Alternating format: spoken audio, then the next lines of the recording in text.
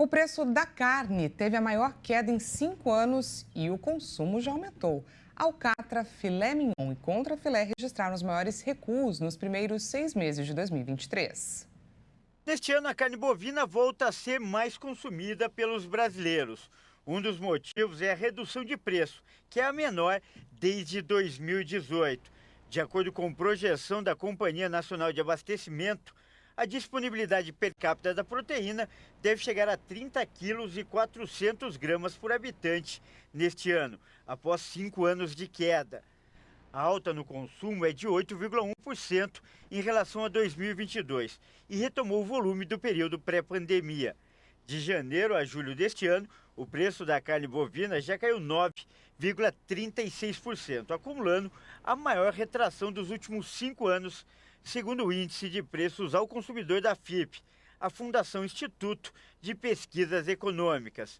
O índice avalia o custo de vida das famílias paulistanas, mas coincide com o resultado da inflação oficial do país. No IPCA de julho, o recuo no preço acumula 8,54% em 12 meses e 7,9% no ano.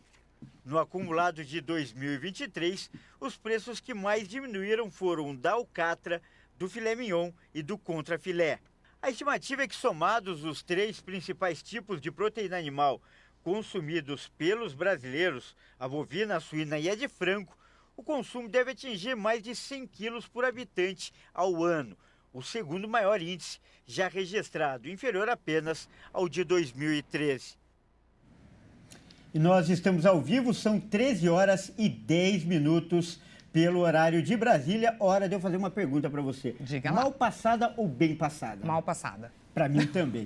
E olha só, não importa o modo de preparar a carne, sem dúvida, é uma preferência nacional. O Brasil, inclusive, é o terceiro país que mais consome o alimento no mundo, atrás apenas da Argentina e dos Estados Unidos. E esses dados são da Organização para a Cooperação e o Desenvolvimento, a OCDE. Por isso, essa queda no preço que a gente estava falando é sem dúvida uma ótima notícia. Mas nos últimos 5 anos o brasileiro teve cada vez menos carne no prato. E agora os números indicam que o consumo voltou a aumentar. Mas será que todos estão podendo saborear um suculento bife no almoço, mal passado, bem passado ou no jantar? Isso que a gente vai saber agora na nossa entrevista de hoje.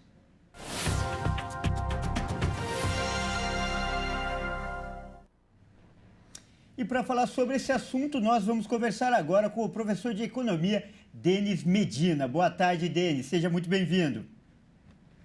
Muito boa tarde. Obrigado pelo convite.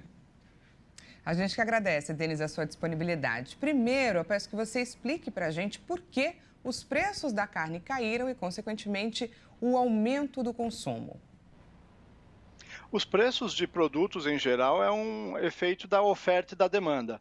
Então, a gente teve alguns efeitos combinados, aumentamos a produção de carne e também houve uma redução no volume de exportações. Consequentemente, sobrou mais produto para o mercado interno e isso puxa um pouco o preço para baixo e faz o consumo aumentar um pouco mais. Então, esses 3 elementos ajudaram aí nesse fator do preço. Legal, Denis, você falou sobrou mais produtos, mas o que a gente quer saber agora é se todas as classes sociais estão tendo acesso à carne. O consumo aumentou também nas classes D e E, principalmente? O consumo aumenta em todas as classes. Obviamente, as classes D e E têm mais dificuldade e aí sempre a gente vê uma substituição, muitas vezes, né, da carne bovina pela carne ou de frango ou de suína, às vezes até substituindo por ovos, que é uma alternativa de proteína, mas assim, ela não sobe, o aumento do consumo não é igual para todas as classes. Obviamente, a classe D e E ainda tem um pouco de dificuldade, principalmente porque a renda não tem aumentado. E, Denis, você falou sobre oferta e procura.